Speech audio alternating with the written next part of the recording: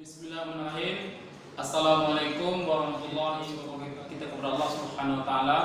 Pada hari ini Allah Subhanahu wa taala masih memberikan kesehatan dan kesempatan kepada kita. Sampai saat ini kita masih merasakan nikmat iman, nikmat Islam yang Allah titipkan kepada kita.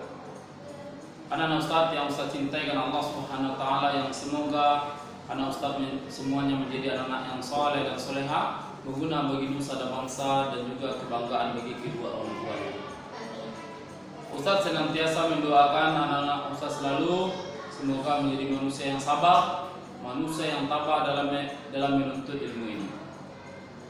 Baiklah anak Ustaz, sebelumnya kita sudah membahas yang namanya pelajaran Asmaul Husna pada pelajaran yang kedua dari buku Akidah Akhlak kelas 4. Kita sudah membahas yakninya pelajaran Asmaul Husna, yakninya Al-Malik, Al-Aziz, Al-Quddus. Yakninya Al-Malik artinya Allah yang Maha Merajai, Al-Aziz yang artinya Allah Maha Perkasa, Al-Quddus artinya Allah Subhanahu wa taala yang Maha Suci. Alhamdulillah Ustaz sudah menerangkan kepada anak Ustaz semua. Semoga anak Ustaz senantiasa dimudahkan oleh Allah Subhanahu wa taala dalam menimba ilmu ini. Baiklah anak Ustaz, sekarang kita masuk pada pelajaran yang ketiga, yaitu iman kepada kitab Allah Subhanahu wa taala. Tujuannya anak Ustaz agar mengetahui apa-apa saja kitab-kitab Allah Subhanahu wa taala. Kemudian anak Ustaz agar mengetahui apa arti dari kitab-kitab Allah Subhanahu wa taala. Kemudian yang selanjutnya, kemudian siapa saja nama nabi dan rasul yang menerima kitab-kitab tersebut. Kemudian bagaimana cara kita mengimani kitab-kitab Allah Subhanahu wa taala. Maka insyaallah Ustaz akan membahas satu persatu dari pembelajaran kita, jadinya beriman kepada kitab-kitab Allah Subhanahu wa taala. Sebelumnya Ustaz sudah menjelaskan sama Ustaz, jadinya pengertian iman. Iman kepada kitab. Pembahasan kita adalah iman kepada kitab. Ustaz sudah menjelaskan yakninya pengertian iman.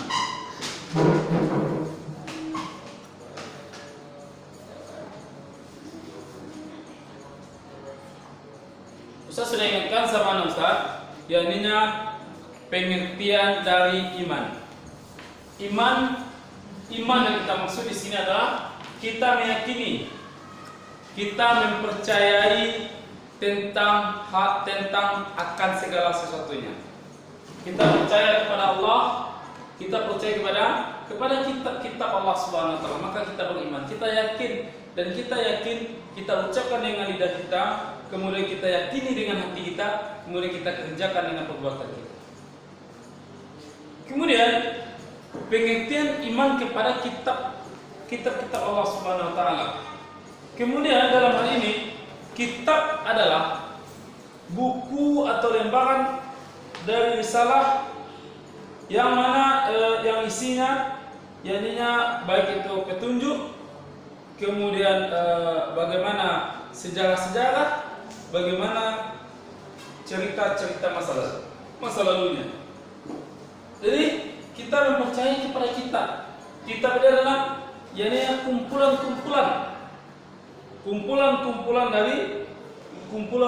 atau lembaran-lembaran dari risalah. Kemudian nama-nama kitab. Nama kitab.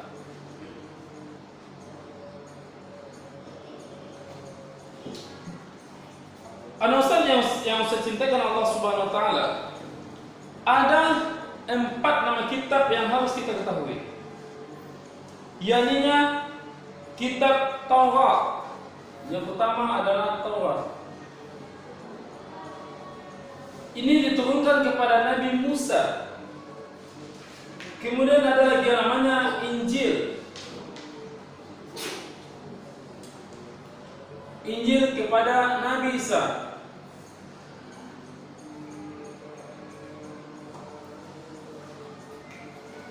Kemudian Zabur kepada Nabi Daud. Al-Quran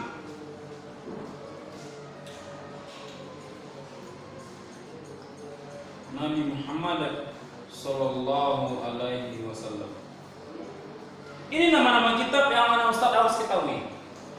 Kitab Taurat diturunkan kepada Nabi Musa, dan kitab Injil diturunkan kepada Nabi Isa, dan kitab Zabur diturunkan kepada Nabi Daud, dan Al-Quran diturunkan kepada Nabi kita adalah Nabi Muhammad sallallahu alaihi wasallam.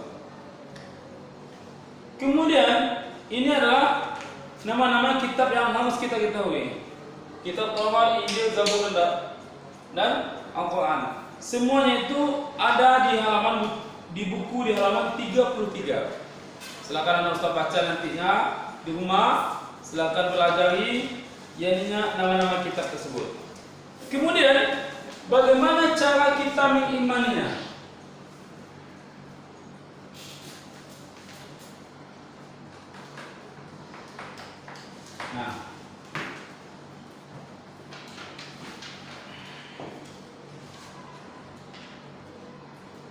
Nah, cara mengimani kitab-kitab Allah Subhanahu wa taala, yang utama kita mempercayai bahwa seluruhnya datangnya dari Allah Subhanahu wa taala.